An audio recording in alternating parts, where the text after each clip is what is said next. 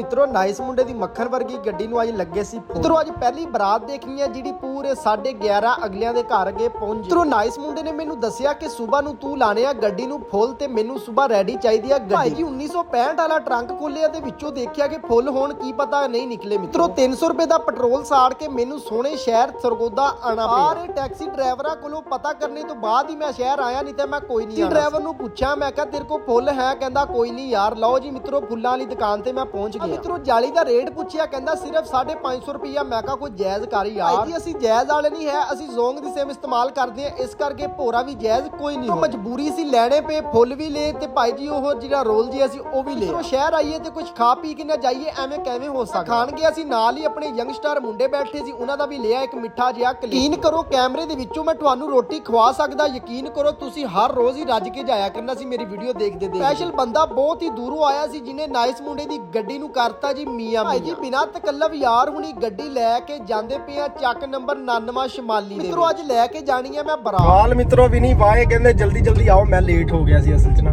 ਚਲੋ ਖੈਰ ਲੇਟ ਹੁੰਦਾ ਹੀ ਰਹਿੰਦਾ ਬੰਦਾ। ਜੀ ਪਿਆਰੇ ਭਾਈ ਕਿੱਧਰ ਆਣਾ?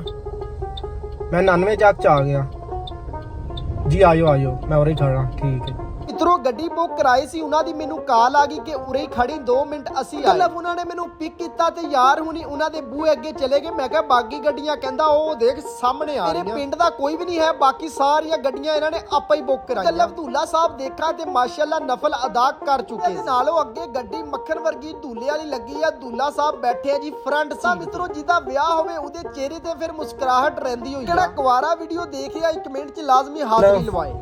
ਪਹਿਲੀ ਬਰਾਤ ਮੈਂ ਜਿਹੜੀ ਲੈ ਕੇ ਗਿਆ 11 ਵਜੇ ਭਾਈ ਜੀ ਅਗਲੇ ਦੇ ਬੂਹੇ ਅੱਗੇ ਕੋਈ ਪਹਿਲੀ ਬਰਾਤ ਆ ਜਿਹੜੀ। ਨਹੀਂ ਤੇ ਭਾਈ 3 ਵਜੇ ਪਹੁੰਚਦੇ ਆ ਜਾ ਕੇ। ਚਲੋ ਖੈਰ ਪਹੁੰਚ ਤਾਂ ਗਏ ਨਾ। ਹੋਰ ਸਿਹਤ ਵੀ ਠੀਕ ਆ, ਹੁਣ ਰਗੜਾ ਦਿੰਦੇ ਫਿਰ ਤੁਹਾਨੂੰ ਦੱਸਦੇ। ਧੂਲਾ ਸਾਹਿਬ ਅੰਦਰ ਨੂੰ ਜਾਂਦੇ ਆ। ਟੈਕਸੀ ਡਰਾਈਵਰਾਂ ਦੇ ਪਹਿਲਾਂ ਇਹੀ ਹੁੰਦਾ ਕਿ ਗੱਡੀ ਕਿਹੜੀ ਸਾਈਡ ਤੇ ਲਾਈਏ। ਟੈਕਸੀ ਡਰਾਈਵਰ ਹੁੰਦਾ ਮਿੱਤਰੋ ਉਹ ਛਾਂ ਛੂ ਲੱਭ ਗਈ ਗੱਡੀ ਲਾਉਂਦੇ ਆ। ਦੇਖੋ ਮੈਨੂੰ ਥੋੜੀ ਜੀ ਛਾਂ ਲੱਭ ਗਈ, ਨਾਲ ਹੀ ਲਾਤੀ ਇੱਥੇ। ਡਰਾਈਵਰਾਂ ਦਾ ਤਾਂ ਮਿੱਤਰੋ ਇੱਕ ਲਹਿਦਾ ਹੀ ਟੇਬਲ ਹੁੰਦਾ, ਜਿਵੇਂ ਕਿ ਅਸੀਂ ਲਹਿਦੇ ਹੀ ਬੈਠੇ ਆ ਇੱਕ ਟੇਬਲ। ਹਾਫਿਜ਼ ਸਾਹਿਬ ਆ ਚੁੱਕੇ ਸੀ ਤੇ ਪੜਾਉਂਦੇ ਪਏ ਸੀ ਨਕਾਹ। ਦਿਨ ਹੈ ਸੀ ਅੱਜ ਖੂਬਸੂਰਤ ਔਰ ਪਿਆਰਾ ਜਿਹਾ ਜੁਮਾਤੁਲ ਮੁਬਾਰਕ ਦਾ।